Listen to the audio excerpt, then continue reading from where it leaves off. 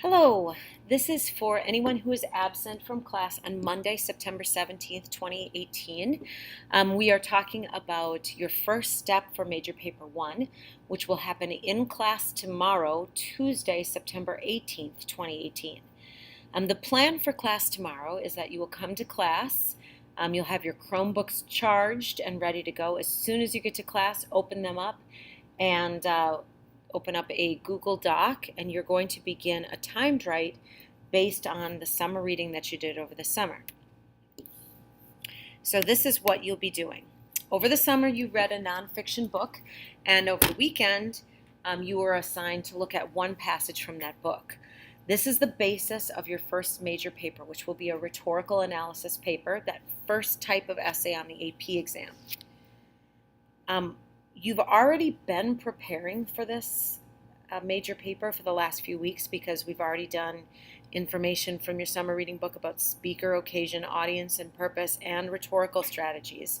So now you're going to be putting them all together. And what we're going to be doing tomorrow is starting the first major part of that paper. So you'll take all the information you've learned and you'll apply it in a rhetorical analysis timed write tomorrow. You will have 40 minutes from start to finish to complete the essay in class tomorrow. This timed write will be the bulk of your major paper 1. It's not all of it. It'll be the complete portion of your first draft of the paper, however. Now, we've talked about major papers briefly before in class. Let me just take a moment to say that there are 3 drafts of this major paper. So the first part of the draft is on your timed write. The second draft that you have will be adding some more information to it that'll focus on the book as a whole, not just the passage from the timed write. And the third draft will be an optional draft if you're not pleased with your grade on the second draft. First draft grades are always 100%. You turn it in, you get 100%. Second draft grades are quality grade that goes in the 60% category of major papers for your grade for the class. To put that into perspective, that means that basically everything that you've done so far only makes up about 30% of your grade in the class. This will make up the rest of your grade in the class, this major paper. So you'll get a grade back. Well, you'll be for your second draft, which will be a quality grade and it'll go in the grade book. If you're not happy with that grade and you want to improve it, you have the option of doing a third draft of that, and that will completely replace the grade in the major paper column. That second draft grade will just disappear. All right, so tomorrow you're going to be doing that first step. So the passage that you got over the weekend, you got a 750-word passage that's pretty similar to the passages sizes that you get on the AP exam. You should have already written a purpose statement over the weekend for that passage. Now, this is different than the SOAP statement that you did for the book as a whole in one of the earlier steps on the major paper, because the passages may have different purposes to them than the book as a whole. The example that I gave in class is that Comeback as a book basically focuses on things like teen sexual abuse and drug abuse, and how to come back from something like that. But the passage is about the media's influence on teens. So when you have a passage that's about a completely different purpose than the book, you have to rework that purpose statement. So then over the weekend, you should have also annotated your passage, making note of any kind of shifts you see in it, and rhetorical strategies and evidence and reasoning, and kind of breaking that down into all of its different pieces.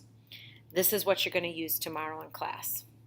So your timed write includes a very short introduction paragraph, 3 to 4 body paragraphs depending on which kind of structure you use for it, and then a very brief conclusion.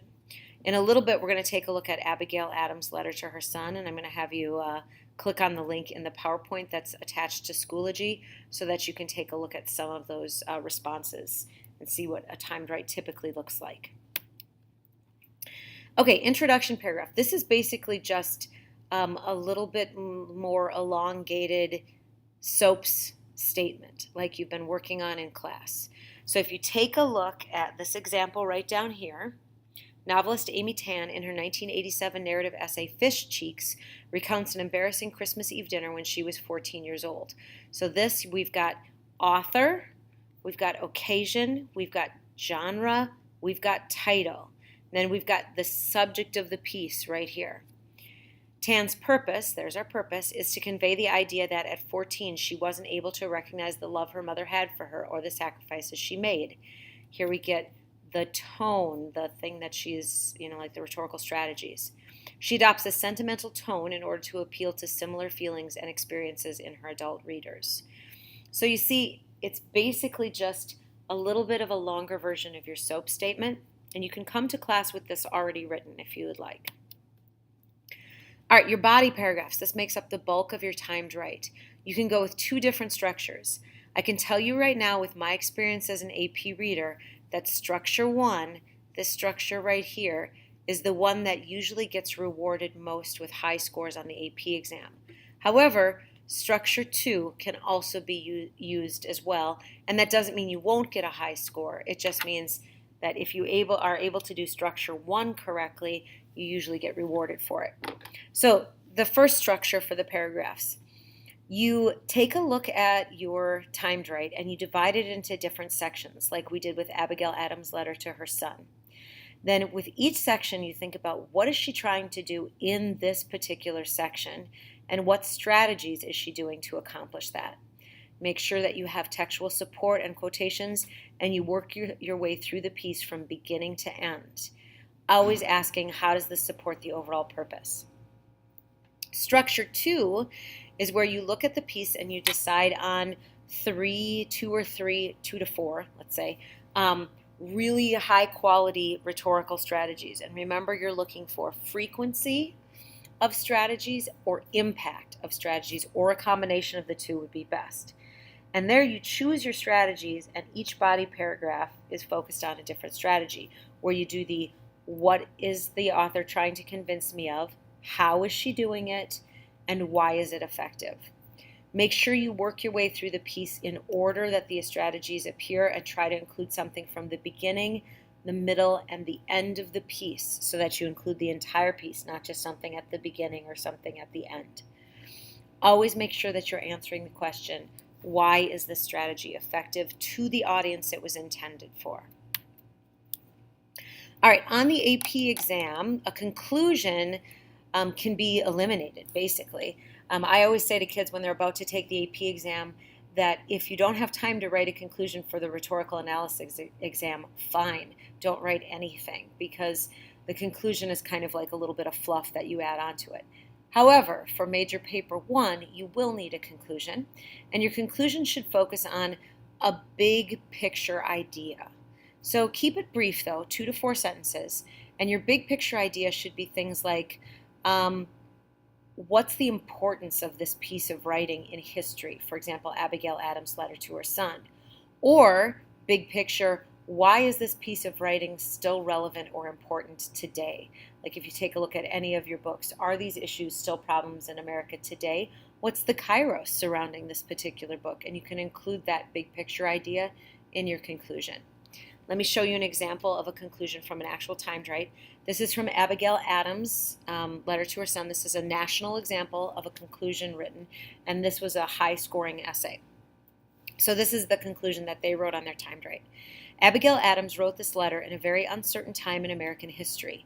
She was unaware not only that her husband and son would one day become president, but also that the office of president would even exist. She wrote to her son in desperate hope that by raising him well, she could ensure a bright future for her beloved homeland. So this kind of combines the idea of why it's important in history today because of the people who were involved, but also reasserts what the purpose of the passage was. That whole, she wants to ensure a bright future for her beloved homeland.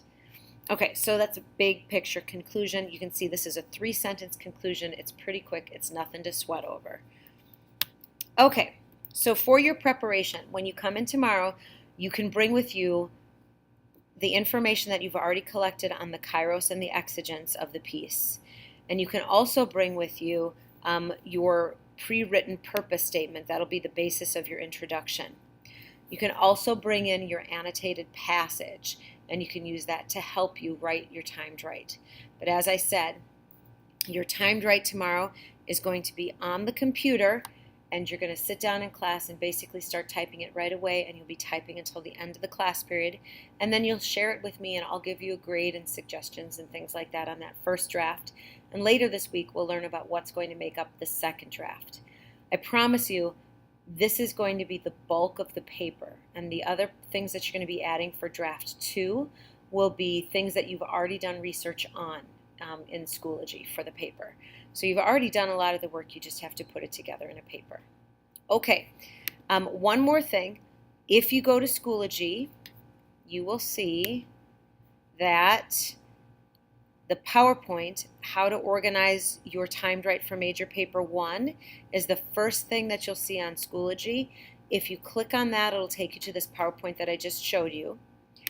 This slide right here has a link that will take you to the sample student responses for Abigail Adams' letter to her son. If you missed class today, in class today we read these responses. I'm just going to slide through it. It's going to take you to this. This first response right here, which is labeled 2A, it's 4 pages. I'm going to slide through it quick, and you'll see here's the conclusion that I just read to you. Please read it over so that you understand what a high-scoring timed right response is going to look like. So make sure that you read it over quickly and that you can kind of see what it is. Especially look at the introduction, because you'll see the SOAP statement in there is really evident, and you see why we're using it for kind of the AP exam. Okay, if you have any questions because you were absent from class, feel free to email me or contact me via Remind Tonight. I'll be checking it to see if you have anything that you need to ask me. All right, have a good night.